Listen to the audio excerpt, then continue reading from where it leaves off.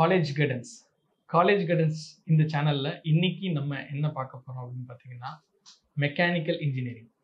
Mechanical engineering படிக்கிறதுக்கு என்ன பண்ணணும், மெக்கானிக்கல் இன்ஜினியரிங்னா என்ன, யார் யார் படிக்கலாம், எப்படி படிக்கிறது, இந்த மெக்கானிக்கல் இன்ஜினியரிங் படித்தா ஜாப் எப்படி கிடைக்கும், அதை பற்றி பேசுறதுக்காக இன்னைக்கு லோகேஷ் பாபு அவர்கள் வந்திருக்கிறாரு. வணக்கம் சார். வணக்கம் சார். உங்களை பற்றி சொல்லுங்கள். என்னுடைய பேர் லோகேஷ் பாபு. நான் BE mechanical engineering and M Tech வந்து கேட்கேம் படிச்சிருக்கேன். ஒரு 8 இயர்ஸாக ஒரு ரெப்யூட்டட் இன்ஜினியரிங் காலேஜில் அசிஸ்டன்ட் ப்ரொஃபஸராக ஒர்க் பண்ணிகிட்ருக்கேன். ஓ, நீங்கள் மெக்கானிக்கல் இன்ஜினியரிங்.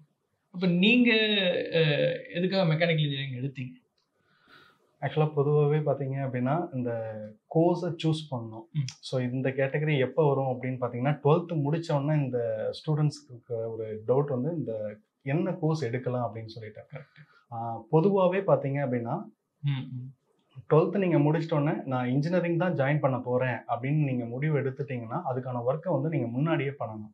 ஸோ என்னோட கேஸ் பொறுத்த வரைக்கும் பார்த்தீங்க அப்படின்னா என்னோட வீட்டில் சின்ன சின்ன ஒர்க்ஸ்லாம் பார்த்தீங்க அப்படின்னா நானே ஆக்சுவலாக செஞ்சு பழகுவேன். இந்த மாதிரி சைக்கிள் ரிப்பேர் பண்ணுறது, ஓகே. ஸோ எலக்ட்ரிக்கல் வேலையை தவிர மற்ற ப்ளம்பிங் ஒர்க், மற்ற ஒர்க் எல்லாமே பார்த்தீங்கன்னா நானே ஆக்சுவலாக 12th படிக்கும்போது வரைக்குமே நானே வீட்டில் சின்ன சின்ன ஒர்க்கெல்லாம் நானே பழகுவேன். பட் எனக்கு வந்து பார்த்தீங்கன்னா மெக்கானிக்கல் இன்ஜினியரிங் சூஸ் பண்ணும் அப்படின்ற மாதிரி ஒரு ஐடியா கிடையாது.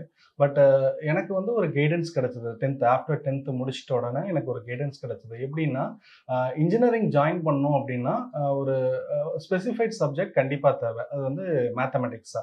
ஸோ அதில் நீங்கள் நல்ல ஸ்ட்ராங்காக இருந்தீங்கன்னா மட்டும்தான் இன்ஜினியரிங்கான கோர்ஸை வந்து பார்த்தீங்க அப்படின்னா நீங்கள் ஈஸியாக கவுன்சிலிங்கில் எடுக்க முடியும் அப்படின்ற ஒரு கைடன்ஸ் எனக்கு கிடைச்சது அப்போ.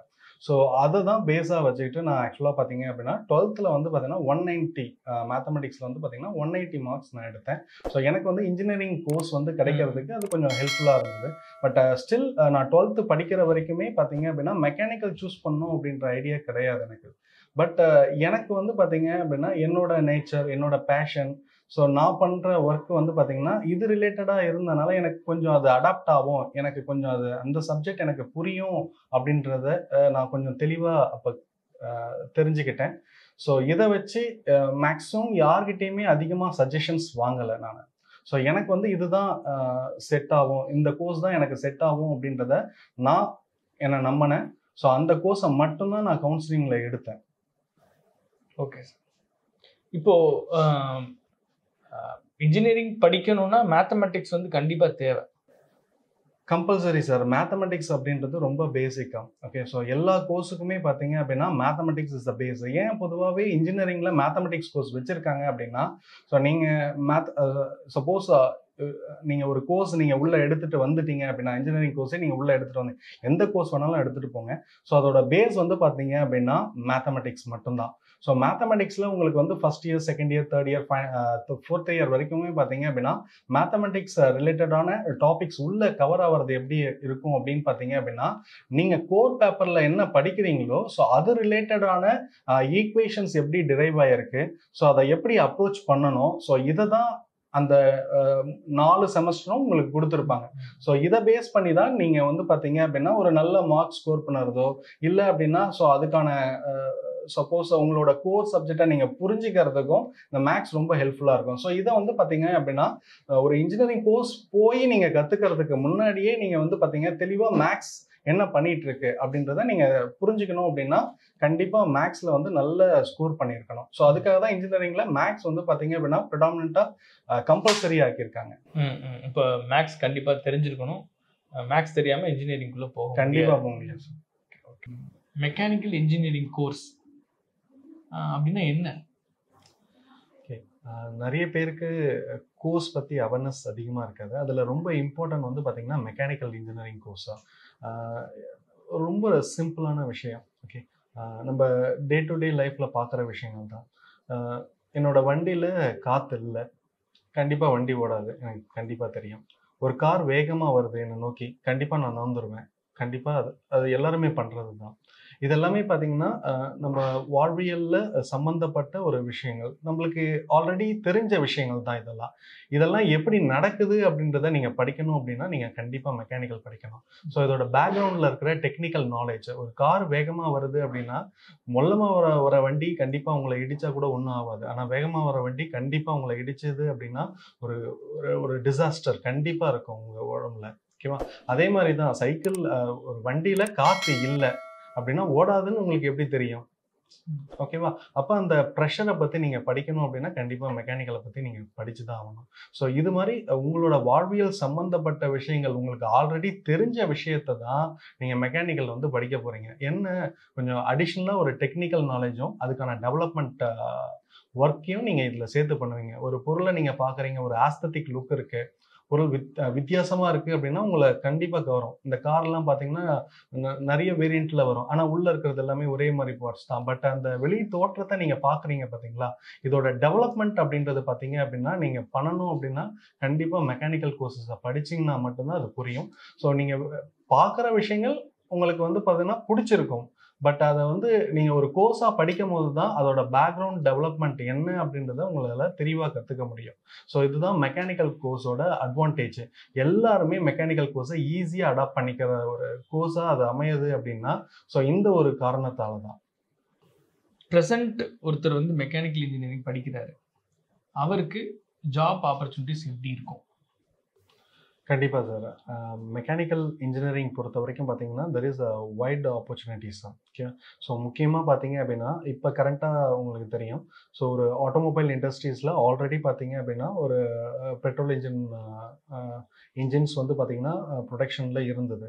ஸோ இப்போ இருக்க சுச்சுவேஷன் பொறுத்த வரைக்கும் எல்லாமே ஹைப்ரிட் வெஹிக்கிள், தட் இஸ் இபிக்கு மாறிட்டாங்க. ஸோ இப்போ இபிக்கு மாறும்போது அதுக்கான ப்ரொடக்ஷன்ஸும் இங்கே தான் நடந்துட்டுருக்கு. ஸோ அதுக்கான சப் வெண்டார்ஸும் இங்கே தான் சுற்றி இருக்காங்க டோட்டலாகவே. ஓகேவா? இது வந்து பார்த்தீங்க அப்படின்னா சென்னை அப்படின்றது ஒரு ஹப் மாதிரியே சொல்லலாம். ஸோ இங்கே வந்து பார்த்தீங்கன்னா உங்களுக்கு நிறைய ஆப்பர்ச்சுனிட்டிஸ் வந்து பார்த்தீங்கன்னா மெக்கானிக்கல் ஃபீல்டில் இருக்கு.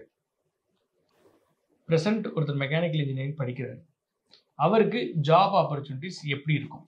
கண்டிப்பாக சார். ஒரு மெக்கானிக்கல் இன்ஜினியரிங்க்கு நல்ல வைட் ஆப்பர்ச்சுனிட்டிஸ் இருக்கு. முக்கியமாக பார்த்தீங்க அப்படின்னா சென்னை. ஸோ நீங்கள் பார்க்குறீங்க ஆட்டோமொபைல் இண்டஸ்ட்ரீஸ் எவ்வளோ க்ரோத்தில் இருக்குது அப்படின்னு சொல்லிட்டு, petrol engine, diesel engine, so hybrid vehicle, EV vehicle, இது மாதிரி பார்த்தீங்க அப்படின்னா நிறைய டெவலப்மெண்ட்ஸ் இருக்குது உங்களுக்கு. ஸோ இந்த ஒர்க்கை பண்ணுறதுக்கு வந்து பார்த்தீங்க அப்படின்னா நம்மளுக்கான சோர்ஸ் அப்படின்றது பார்த்தீங்கன்னா டிஃப்ரெண்ட் வெண்டர்ஸ் கிட்ட இருந்து தான் நம்மளுக்கு வரும். ஸோ சென்னை சுற்றி இருக்கிற நிறைய கம்பெனிஸ் வந்து பார்த்தீங்க அப்படின்னா வெண்டர்ஸ் யூனிட்டாக தான் இருக்குது. ஓகே. உங்களுக்கான ஆட்டோமொபைல் காம்பனன்ட்ஸ்லாம் ரெடி பண்ணுறதுக்கு அவங்கக்கிட்ட தான் சோர்ஸ் அந்த மெயின் சிஸ்டம் வந்து வாங்குது. ஸோ அப்படி இருக்கும்போது பார்த்தீங்க அப்படின்னா உங்களுக்கான ஜாப் ஆப்பர்ச்சுனிட்டிஸ் வந்து பார்த்தீங்க அப்படின்னா கண்டிப்பாக வைடாக இருக்கும். சென்னையில் ரொம்ப இம்பார்ட்டன்ட் வந்து சென்னை. நீங்கள் வந்து ஒரு சென்னை வந்து ஒரு ஹப்புன்னே எடுத்துக்கலாம். மெக்கானிக்கலுக்கு ஒரு மெக்கானிக்கல் ஜாப்ஸ்க்கு ஒரு ஹப்புன்னே நீங்கள் எடுத்துக்கலாம். ஓகே. அப்போ ஸ்டூடெண்ட் வந்து மெக்கானிக்கலை நம்பி எடுக்கலாம். கண்டிப்பாக சார். அவன் படித்த அந்த கோர்ஸ் வந்து பார்த்தீங்கன்னா ஸோ உங்களுக்கான நான் ஆல்ரெடி சொன்ன மாதிரி தான். ஸோ அவன் படித்ததை நீங்கள் எங்கே வேணாலும் இம்ப்ளிமெண்ட் பண்ணிக்கலாம். ஓகே. ஸோ அது மாதிரி ஆப்பர்ச்சுனிட்டிஸ் தான் உங்களுக்கு சுற்றி இருக்கு. அதனால ஆட்டோமொபைல் செக்டாரில் தான் போகணும் அப்படின்றது கிடையாது. ஸோ மெக்கானிக்கல்லே நிறைய ஃபீல்டு இருக்கு. ஓகேவா? ஸோ அதில் இம்பார்ட்டன்ட் வந்து பார்த்தீங்க அப்படின்னா இனிஷியல் லெவலில் ஒரு டிசைன் அப்படின்னு நீங்கள் எடுத்துகிட்டு நீங்கள் போனீங்க அப்படின்னா அதுலேயே சென்னையை சுற்றி நிறைய கம்பெனிஸ் இருக்குது. டிசைன் கம்பெனிஸே நிறைய இருக்குது. சின்ன சின்ன கம்பெனிஸ் கூட பார்த்தீங்க அப்படின்னா அவங்க மேக் பண்ணுற அந்த ப்ராடக்ட்டுக்கு வந்து பார்த்தீங்கன்னா ஒரு கேட் இன்ஜினியர் தேவைப்படுறாங்க. நீங்கள் ஆப்பர்ச்சுனிட்டிஸ் செக் பண்ணி பார்த்தீங்க அப்படின்னா ஜாப் ஆப்பர்ச்சுனிட்டிஸ் சைட்டில் செக் பண்ணி பார்த்தீங்கன்னா design engineers required for CAD அப்படின்னு சொல்லிட்டு உங்களுக்கு நிறைய ஆப்பர்ச்சுனிட்டிஸ் போட்டுருப்பாங்க. கேடுன்னா என்ன சார் சொல்றீங்க? இப்போ மெக்கானிக்கல் இன்ஜினியரிங் வந்து கேடுங்கிறது என்ன சார்? அதுக்கு என்ன சம்மந்தம் இருக்கு? ஆக்சுவலாக பார்த்தீங்க அப்படின்னா நீங்கள் பார்க்குற ப்ராடக்ட்ஸ் எல்லாமே பார்த்தீங்க அப்படின்னா இனிஷியல் லெவலில் ஒரு கேட் டிசைனாக தான் ப்ரொமோட் பண்ணுவாங்க. ஓகேவா? ஸோ நீங்கள் பார்க்குறது அப்படியே இருக்காது எப்பயுமே. அது வந்து 2Dயாக இருக்கும். அதுக்கடுத்து 3Dயாக கன்வெர்ட் பண்ணுவாங்க. ஸோ அந்த ப்ராடக்டை தான் நம்ம மேனுஃபேக்சரிங்க்கு எடுத்துகிட்டு போவோம். அப்புறம் அனலைசிஸ் போகும். ஸோ இப்படி தான் அதோட ஸ்டெப் பை ஸ்டெப் ப்ரொசீஜர் வந்து பார்த்தீங்கன்னா ஸ்டார்ட் ஆகும். ஸோ அதில் இனிஷியல் லெவலில் வந்து பார்த்தீங்க அப்படின்னா கேட் அப்படின்றது ரொம்ப இம்பார்ட்டண்ட்டாக ப்ளே பண்ணுது. ஸோ கேட் டிசைன் பொறுத்த வரைக்கும் பார்த்தீங்க அப்படின்னா நம்ம ப்ரிடாமினண்ட்டாக ஒரு சாஃப்ட்வேர் இருக்குது, தட் இஸ் மோனோபோலி சாஃப்ட்வேர், எல்லாருக்குமே தெரிஞ்ச சாஃப்ட்வேர் AutoCAD அப்படின்னு சொல்லிட்டு சின்ன சின்ன கம்பெனிஸ்ல கூட அதை யூஸ் பண்ண ஆரம்பிச்சிருக்காங்க. அப்போ கம்பெனிஸ்ல சின்ன கம்பெனில அந்த சாஃப்ட்வேர் யூஸ் பண்றாங்கன்னா அதுக்கான டிசைன் இன்ஜினியர் கண்டிப்பா தேவை. அதை யூஸ் பண்ணுறதுக்கு AutoCAD தெரிஞ்ச ஒருத்தவர் வேணும் கண்டிப்பா. ஸோ அந்த AutoCAD தெரிஞ்சவர் யாரு அப்படின்னு பார்த்தீங்க அப்படின்னா மோஸ்ட்லி பார்த்தீங்கன்னா மெக்கானிக்கல் இன்ஜினியரிங் கோர்ஸ் முடிச்சவங்களுக்கு தான் AutoCAD வந்து பார்த்தீங்கன்னா சிலபஸ்லேயே ஃப்ரேம் பண்ணியிருப்பாங்க உங்களுக்கு. ஸோ கண்டிப்பாக அவங்களுக்கு வந்து பார்த்தீங்க அப்படின்னா வெளில வரும்போது இந்த கோர்ஸ் எடுத்தனால ஸோ ஈஸியாக அந்த கம்பெனியை அப்ரோச் பண்ணுறதுக்கும் ஈஸி, அவருக்கு அந்த விஷயங்களும் தெரியும். ஸோ கம்பெனிலேயே ட்ரெயின் பண்ணிப்பார், அவரை ஈஸியாக டெவலப் பண்ணிக்கலாம். அதனால இந்த டிசைன் கோர்ஸ் வந்து பார்த்தீங்க அப்படின்னா அவர் ஆல்ரெடி படித்ததுனால அவருக்கு ஈஸியாக வெளில வரும்போது அந்த ஃபீல்ட் ஆப்பர்ச்சுனிட்டிஸ் அதிகமாக இருக்கும் உங்களுக்கு.